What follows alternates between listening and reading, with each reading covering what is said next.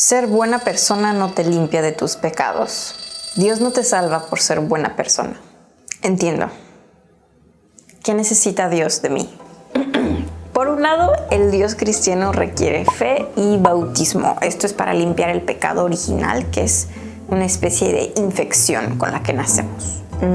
Después necesita que te abstengas de pecar lo más que puedas. Esto es muy difícil porque el hombre persuadido por el maligno abusó de su libertad desde el comienzo de la historia. Conserva el deseo del bien, pero ha quedado inclinado al mal y sujeto al error. ¡Buena suerte! ¿Pero qué es pecar? La RAE define el pecado en diferentes contextos. Por un lado, la transgresión consciente específica a un precepto religioso. Ya sabemos que para los testigos de Jehová, religión en la que crecí, aceptar una transfusión de sangre es pecado. Para los mormones es pecado tomar café o té. En el Islam es pecado hacer un dibujo del profeta Muhammad. No podríamos entonces afirmar, partiendo de este conocimiento, que el pecado sea una noción universal. No sabemos, simplemente por el sentido común otorgado por nuestro Creador, lo que es pecar. Tendríamos que afirmar entonces que pecar o alejarse del pecado, está más ligado a la obediencia que al bien. Claro que cada grupo afirmaría que el bien es equivalente a la obediencia, que solo es a través de la obediencia que puede obtenerse el bien. Pero esto tiene que ser falso, debido a que no se ha identificado un grupo de personas con serenidad perpetua. Por el contrario, sabemos que muchas de estas reglas religiosas provocan daños físicos y psicológicos a largo plazo. Considero que en mi vida hago hincapié en hacer el bien. Sin embargo, de acuerdo a la fe de muchos cristianos, he cometido pecados imperdonables por los cuales estoy condenada por el solo hecho de no poder cumplir con el primer mandamiento. Amarás al Señor tu Dios con todo tu corazón y con toda tu alma y con toda tu mente. Ahora bien, la RAE no me desampara, pues tiene una segunda definición, una mucho menos excluyente, en la que pecar se refiere a apartarse de lo recto, de lo justo, de lo que es debido. Esta definición no incluye obediencia, se pasea por un campo de matices, pero incluso la noción de la moralidad, que se extiende más allá de las reglas de una organización y se filtra en las reglas internas de un individuo, es más bien un área gris que se moldea a la cultura y sociedad en la cual nos criamos en determinado punto histórico arbitrario. Yo me pregunto de pronto, ¿será que el pecado es un invento del cristianismo? A lo mejor sea a través de la etimología que podamos vislumbrar una respuesta. Sabemos que en el español, idioma romance, la palabra viene del latín, peccare, relacionado con tropezar o caer en un error. Y antes existía esta palabra griega amartia, que significa errar el blanco. Visualiza tirar una flecha o aventar una pelota de básquetbol. El concepto es el mismo, no darle a donde le querías dar. Eso es amartia en el griego antiguo. Aristóteles introdujo el término en su obra poética en el siglo IV antes de la era común para describir un desacierto o un error que provoca la caída del héroe en una tragedia. La palabra sería después usado en el cristianismo, traducido a lo que hoy conocemos como pecado. ¿No se les hace un poquito curioso eso? No suena remotamente a que el concepto tuviera que ver con la desobediencia, aunque sí con el infortunio. Ciertamente podemos sentirnos relacionados con el personaje de una tragedia griega que comete un error y se encuentra a sí mismo en una situación complicada por sus propias faltas. Eso es una experiencia muy humana. En el hebreo se usaron diferentes palabras cuando se menciona en el Antiguo Testamento lo que hoy se entiende como pecado. Esta palabra hebrea significaba una transgresión o rebelión. Vamos a leer la Biblia. Génesis 31:36. Entonces Job montó en cólera, recriminó a Labán su conducta y encarándose con él le dijo: ¿cuál es mi delito? ¿Cuál mi pecado? para que me persigas con tanta hazaña? Un personaje llamado Jacob le recrimina a otro personaje llamado Labán. Le dice, ¿cuál es mi pecado?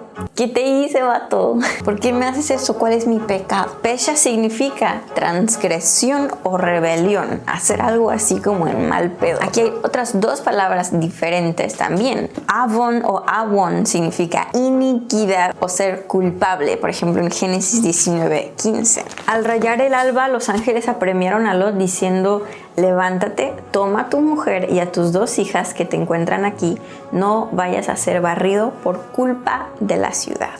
Culpa. La otra palabra, resha, significaba maldad o malicia activa. Por ejemplo, en Oseas 10:13. Isaías, Jeremías, Ezequiel, Daniel, Oseas. Cultivasteis maldad, cosecháis iniquidad, coméis el fruto de la mentira, por haber confiado en tus carros, en la multitud de tus soldados. Estas palabras se han utilizado para describir el pecado, pero se traducen como iniquidad, maldad, culpabilidad. Sin embargo, no eran esas las palabras que usaría Jesús de Nazaret y que se pasarían al griego en el Nuevo Testamento. Esta palabra hebrea, hata o no sé pronunciarlo.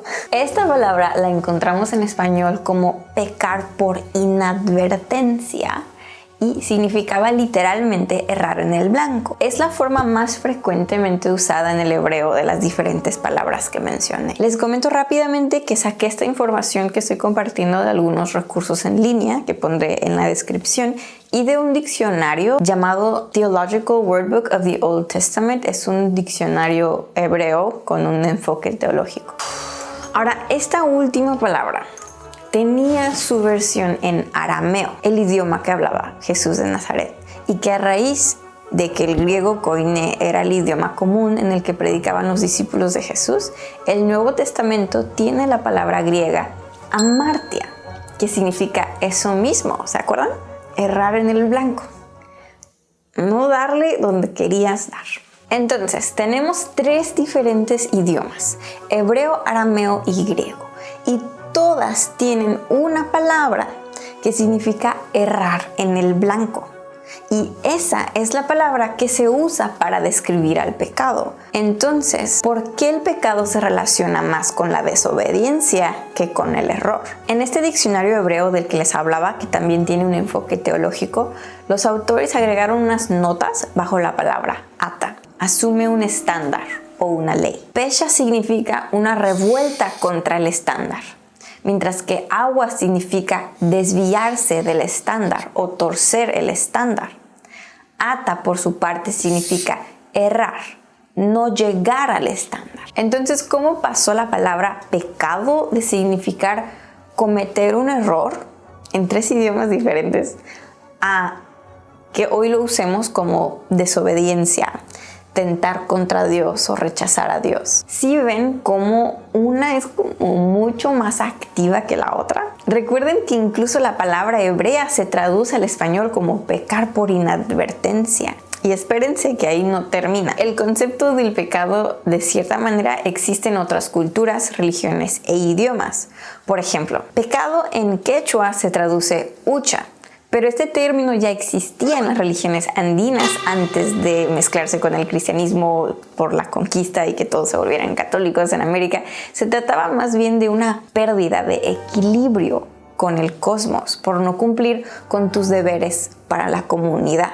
Las creencias eran que tus acciones podían impactar el bienestar de la agricultura o del clima, porque los dioses podían castigarte con sequías o malas cosechas. Así que para mantener el equilibrio hacían ofrendas a Pachamama y a los apus, espíritus de las montañas. Otros pueblos en América que hacían ofrendas eran los aztecas y los mayas. Ellos creían que los dioses necesitaban ser alimentados y honrados para evitar catástrofes naturales o el fin del mundo, y sus sacrificios eran de sangre, no tan diferente a como lo hacían los hebreos con animales. Para el zoroastrismo, una religión monoteísta súper antigua, el fuego es sagrado. Así que es pecado contaminarla, por ejemplo, con tu aliento o quemando basura.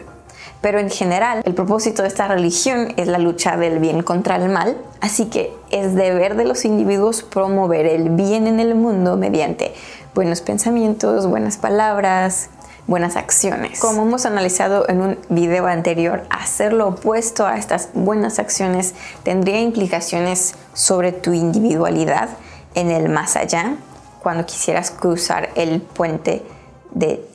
Se me olvidó el nombre del puente.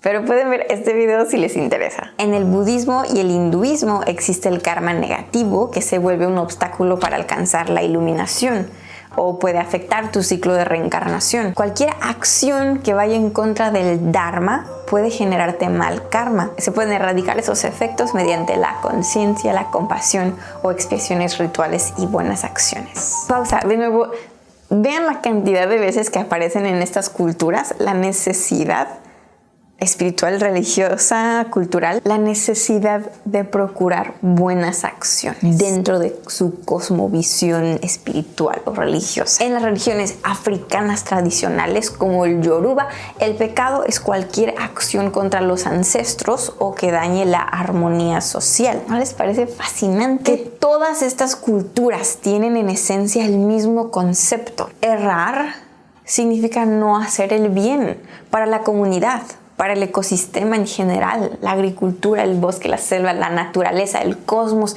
independientemente de su mitología o cosmovisión particular, si creen en la reencarnación o el más allá, los antepasados o los espíritus o los dioses, comparten este concepto de que no procurar el bienestar y o seguir determinados rituales de la comunidad ancestrales provoca infortunio. Y estos pueblos y sus ideas son mucho más antiguas que el cristianismo. Tras aprender lo anterior, ¿dirías que el pecado es un concepto exclusivo de la Biblia y el cristianismo? ¿O cómo lo definirías ahora?